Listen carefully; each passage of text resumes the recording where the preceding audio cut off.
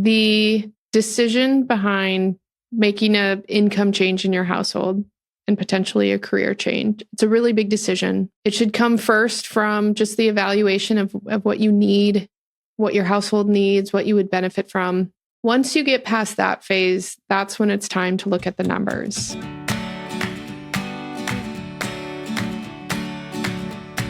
Welcome to Money Dates, the podcast that makes money conversations with your partner feel a little less taboo. I'm Natalie Slagle, a certified financial planner, and I'm joined by my husband and business partner, Dan Slagle, also a certified financial planner. Say hi, Dan. Hello. In each episode, we'll share honest stories and practical tips to help you and your partner feel more connected and confident on your financial journey. So grab your drink, get comfortable, and join us for our Money Dates.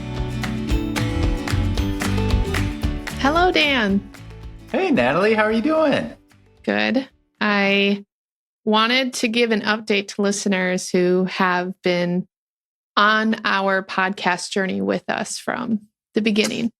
You always do this. Like you don't ever prep me for these like big announcements that you make until the podcast, until we start recording. So let's hear it. Give the update. It's going to be an update for me too. Well, you're living it. So anyways, Dan and I are looking to buy a home. And the reason why I want to bring that up is because A, it's going to have major financial impact on our finances. And B, we were talking to someone who we're actually working with professionally. I would now say he's also our friend. I don't know if he knows that, but hey, if you ever listen, you're our friend and the person we work with professionally. But anyways, we told him, he asked like, well, how was your weekend? And we said, oh, we looked at a couple of houses. And he said, wait. I listened to that podcast of home or renting versus buying a home. And you made me feel like, because he lives in Brooklyn, he's like, you made me feel like I could rent forever. And that's financially prudent. And I thought that was interesting that he said that. I have more to say, but I want to check in with you, Dan. What thoughts came up for you when he pointed that out to us? Yeah, I thought that was funny when he had mentioned it to us. I think it just, from my perspective, it just goes to show, depending on like the stage of life you're in, life events, one of the big driving factors into us now wanting to look to buy a home again is the fact that we now have a 16-month-old daughter and we're looking for a little more, I don't know if structure is the right word, but just looking for a little more like continuity day to day and like in a place that we can call our own and not leave the decision up to potentially someone else to say, hey, you can no longer rent my home, whether it's a person that owns this current home or if you're at an apartment complex, whatever it may be. I think you and I definitely want to have a little more control in the environment that we raise our daughter in. Yes. And I will say, at least right now, who knows what'll happen long term. It doesn't feel like the financial best choice for us right now. And I shouldn't say best, like it's a bad decision. It's not a bad decision. It's just a decision. And seeing all those funds go to a down payment is going to irk me like no other. And likely our mortgage, well, not likely, it is almost certain our mortgage will be quite a bit more than our rent. So I want to preface this with saying we're not doing this because we did some analysis and said it actually makes more financial sense. We never did that analysis. The analysis we did was how much can we afford, but it wasn't what's going to be better for us long term. The decision on long term was, to your point, Dan, all the things we want to have control over when it comes to raising a family and the home that we raise that family in. So just a little life update for you listeners. Stay tuned as we continue through this journey. And if you're in the Portland area and need a recommendation for a mortgage broker and realtor, we have had excellent experiences with both. So this is true. And this life item right now that we're going through of buying a home, switching from renting and going into buying a home, I'm curious what's going to happen over the next few months, because we might be recording an episode in early 2026 and you and I are like, it's cool, we decided to rent. I could see that happening. It depends on like the right home needs to come up for us at the right purchase price. And it's also hard when we think about affording our down payment and home prices on the West Coast. You and I are going to have to liquidate our brokerage account. So when the market is up at the time of this recording, it's up like the S&P 500 is up like 17% this year, which is amazing, right? Like you love seeing the gains in the account, but it almost makes it a little more difficult to stomach. Or you make that decision and the market could be at a high point. But again, we don't have a crystal ball. No one does when it comes to how the market's going to perform. So when we think about our brokerage account, I believe we've talked about it in previous episodes, just like knowing the purpose of each account, right? You have your retirement bucket. It's going to be used to fund your lifestyle in retirement.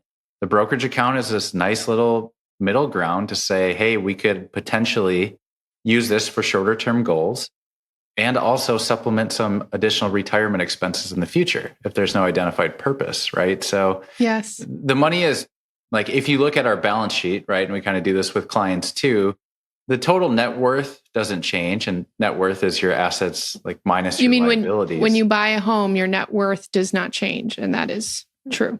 That's what, you didn't even let me finish. That's exactly what I was going to say, but you said it very nicely. We talked about this on our episode, the renting versus owning. If you haven't listened to it, you should listen to it because I think it's one of our top shows so far. And yes, I wanted to bring it up because I think a part of our offering is to just be transparent about what's happening in the Dan and Natalie world of finances. But it also has a lot to do specifically for us on today's topic. And it also impacts our clients in that the expenses that you have can dictate the choices that you're making professionally. Dan, what are we talking about today?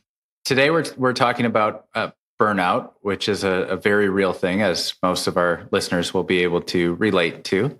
And the conversation goes hand in hand with recent client conversations that I've been having. And Natalie, I feel like you've been having some of these as well with some of our clients. And the idea comes from, most of our clients have really good careers. Some from an individual, not even a household perspective, but some individuals are making over $200,000. Right. Well over 200,000. So income is warranted given the things that they're doing at their employers. But what I've really heard quite often over specifically the past month is a lot of individuals in that type of income range, you tend to have potentially a higher stress job. Mm-hmm. And I'm getting the sense of burnout.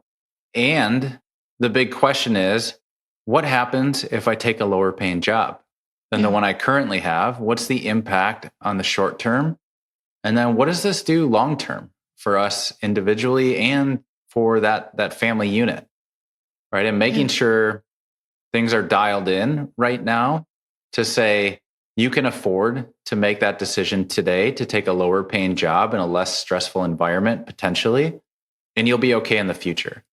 So those are a lot of the conversations that I've been having, that we've been having with our clients recently. And it typically, again, tends to stem, at least I see it most when clients are making 250,000 or more. But it's not to say people across the board from an income level aren't feeling this way. Right. Right. So this goes back to, I feel like I heard someone in our industry say once, like, if you hear or get the same question 3 times, you need to write a blog about it. Or have a podcast episode about it. Exactly. And we're just going to have a podcast episode about it and work through it. Yes. So what we've experienced is these clients making a lot of money, north of 200,000 per individual. And not all the time, but sometimes there's little ones at home. And it's kind of this question, when is enough enough? I also wonder if a lot of our clients in this professional realm are just a little nervous about what the future means. I've heard from multiple clients, I just don't think I'm going to get paid what I'm getting paid today, whether it's I'm going to get laid off, I'm not going to be able to find a job to replace my income. And just kind of this just tired of the chase of climbing the corporate ladder. And, think about it. Our clients in their 30s and 40s have been going at this for quite a while. And at what point do they take their foot off the pedal? And if they were to take their foot off the pedal, what are the benefits? Because you would do it because there's benefits. And then what impact does it have on you in all different facets? Specifically the conversations we're having is, what does this mean for your finances? And how could we make it work? Because you always could make it work, but what would it take, and is it worth it from that perspective? Yeah, in summary, there's obviously the financial needs that we need to think about if this is a decision that is going to be made. And then also from the mental aspect of it too, right? Like your mental health is absolutely worth some weight in this conversation, if not more than the financial needs. So, when you think about potentially taking a new job with lower pay, we need to think about, what's the stability of that new job going forward? What's the potential for growth, benefits, and a lower salary? Like, how does that all equal out to still allowing you to meet your daily expenses or your monthly expenses? And then also, what impact does that have on your savings goals? Right. I think that's the big key that a lot of clients are wanting some clarity on, is to say, hey, what if I continue to work at this current company, making the income I am now for the next 3 years? Some of the conversations I'm having are like, what if I just took a year off of work in between roles and then try to find something with a lower paying job in the future? So obviously, like, prioritizing mental health, physical health throughout this process is very important. And there are considerations, both, again, financial and non-financial to this. So I think what we should start to dive into are thinking about those considerations. And obviously, being financial planners, it probably makes the most sense to talk about it from a financial aspect first. Yeah. Where do you want to start? Well, I guess if you were in this situation, right, let's say you were in a high-paying job and you wanted to potentially cut back on work, have better work-life balance, reduce your income within our household, where would you start first? Like, would you start with like analyzing our budget? Like, give the listeners like a grasp on where you would take this first. Yes, I think the first place is to go to the budget, because knowing what you have to be able to afford from the obligations you've set up as a household is really important. Then taking the analysis of your spending on, well, what's been the fun stuff that we could cut back on? And you might look at your budget and say, we can actually afford a reduction in of my income, or only being on the other partner's income from a budget perspective.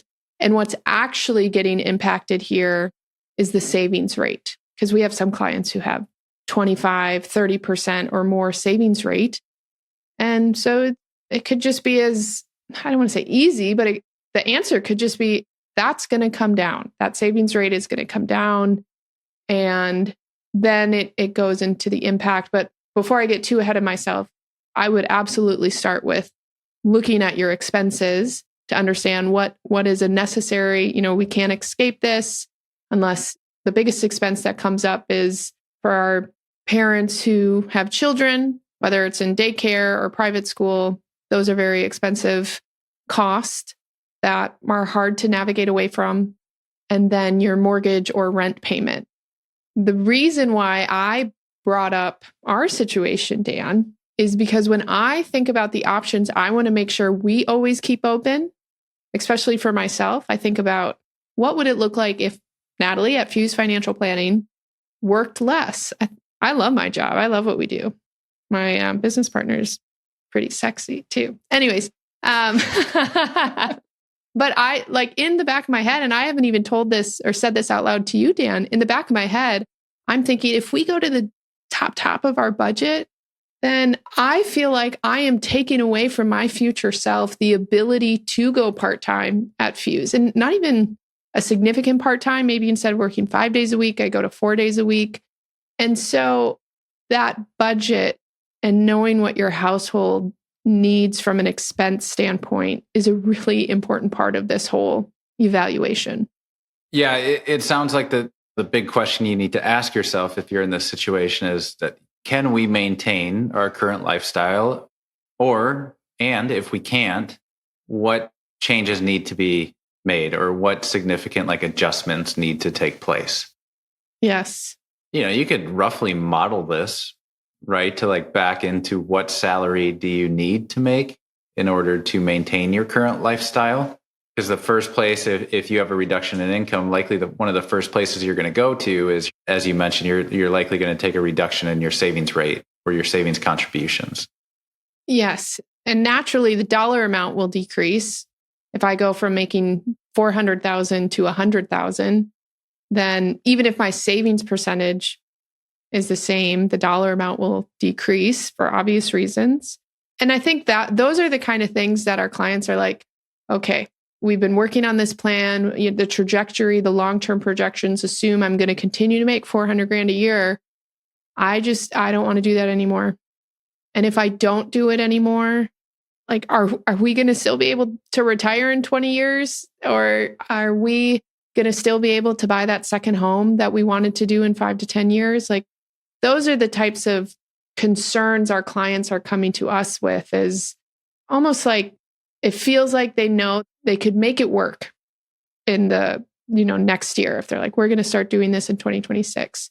It's what is the long-term impact?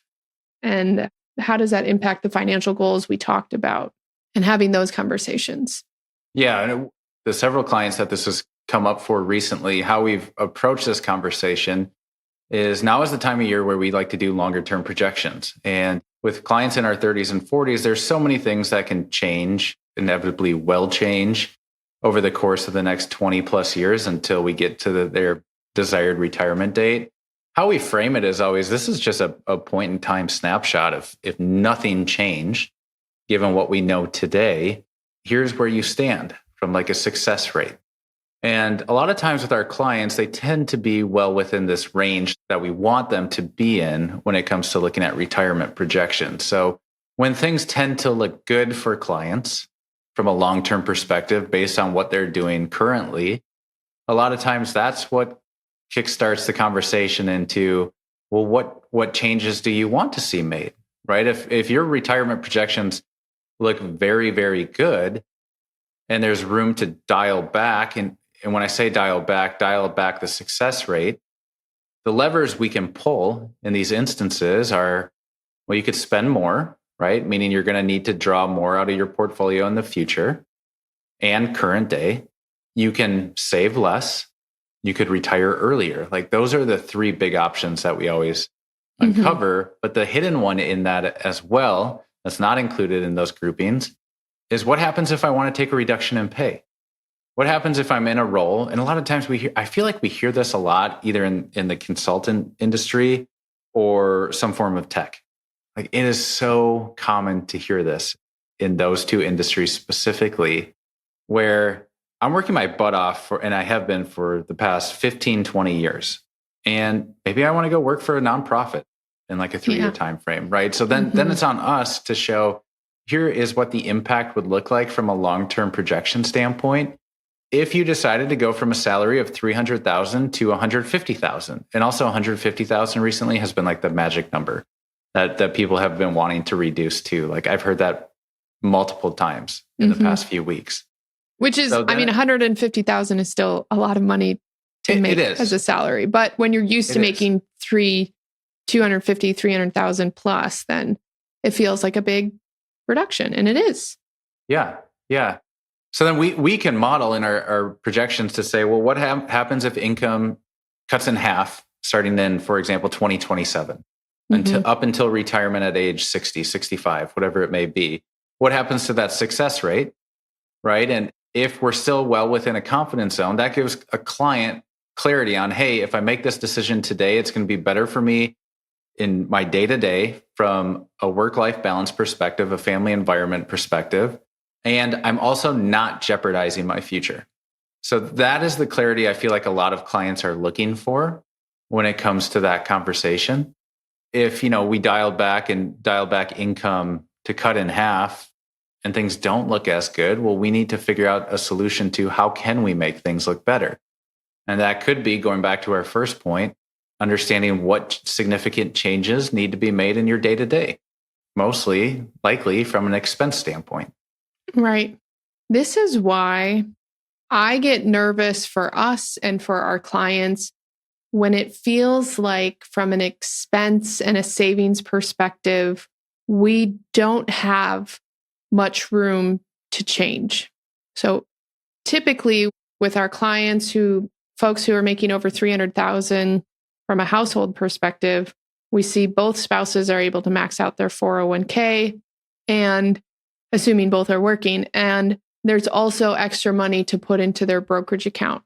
And I see that as you are creating this flexibility, because if there's a time, like one of you wants to take a step back from work, whether it's partially or fully, you have already built in this flexibility in your plan. But if you create your finances to kind of stretch everything, meaning you're spending kind of at the top of what you should be spending, and you're saving the bare minimum, you are taking away the ability to make these types of changes.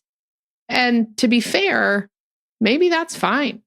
And you're really satisfied with the life and the job and the setup you have. And so there's no need to create all this flexibility. I'm someone, and I'm going to throw you in my camp too, Dan. So we are people who change their minds a lot.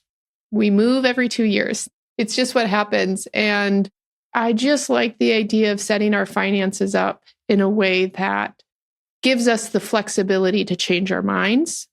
And even before this conversation happens, my advocacy for everyone is somehow creating flexibility in your plan, whatever that looks like for you.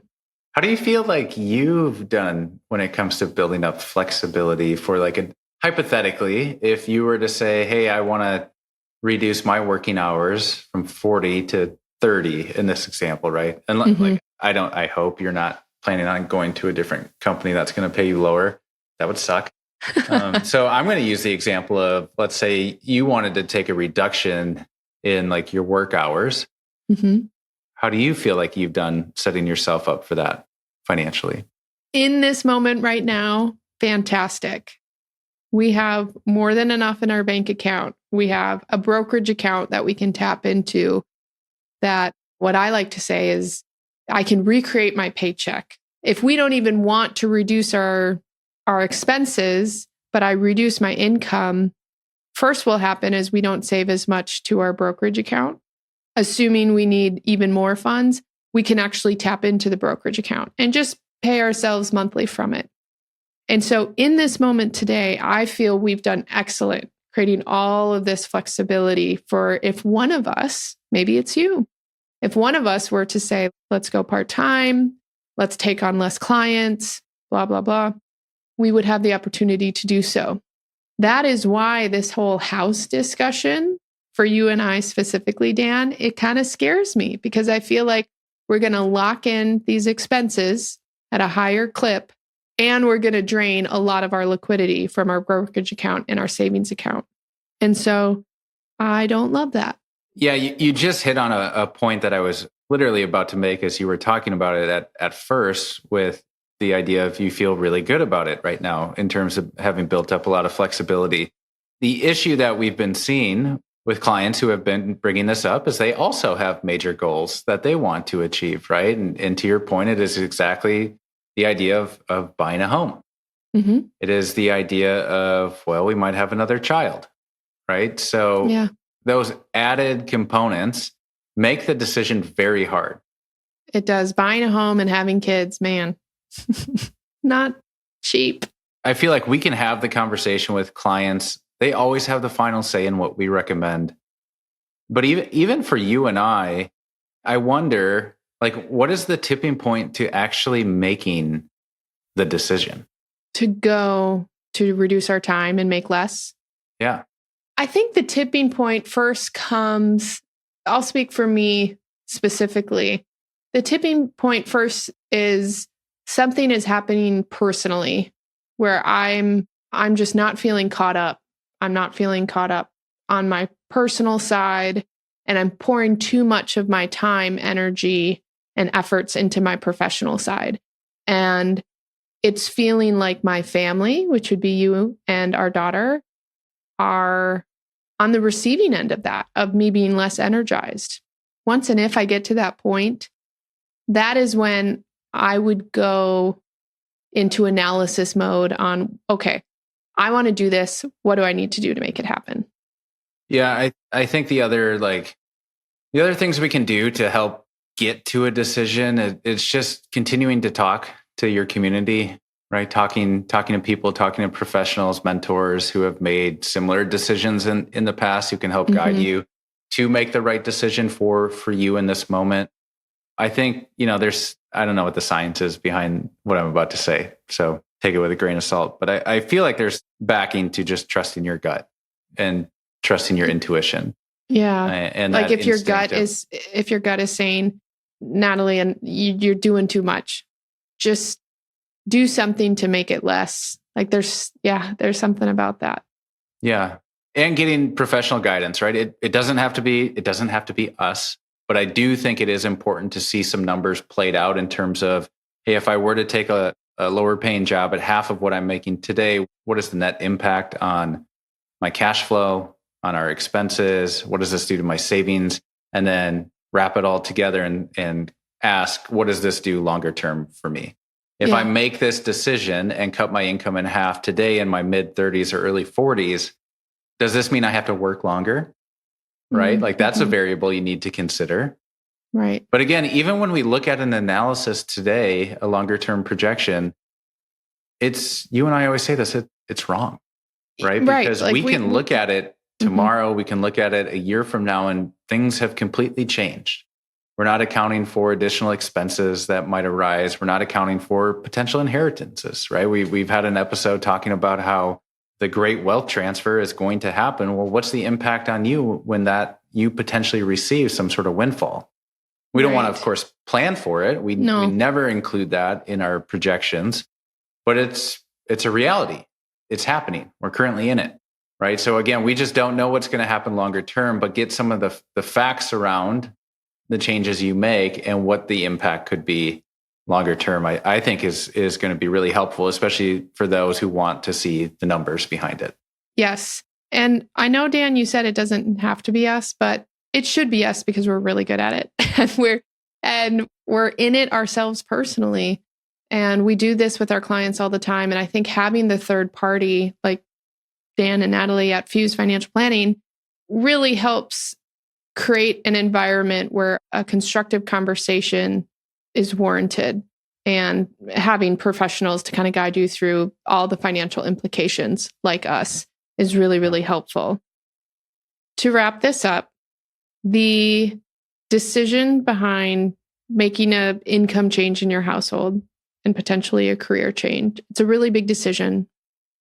It should come first from just the evaluation of what you need, what your household needs, what you would benefit from. Once you get past that phase, that's when it's time to look at the numbers. What does a reduction in savings look like to you? What does a reduction in income and having enough for your expenses? What does reducing your expenses? Is that possible in this situation? And is it even necessary?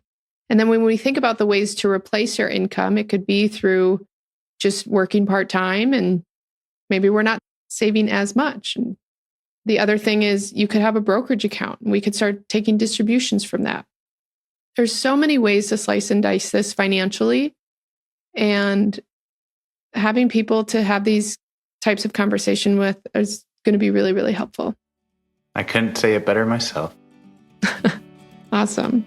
Thanks for the conversation, Dan. Thanks, Natalie. Bye-bye.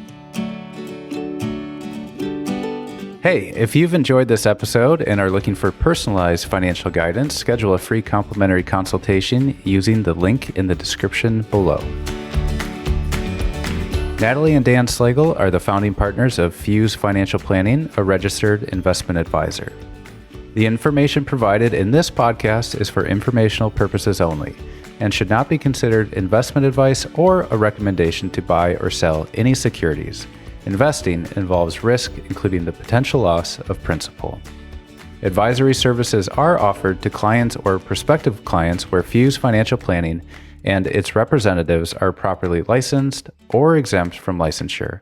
For more information, including our disclosures, please visit our website at www.fusefinancial.com.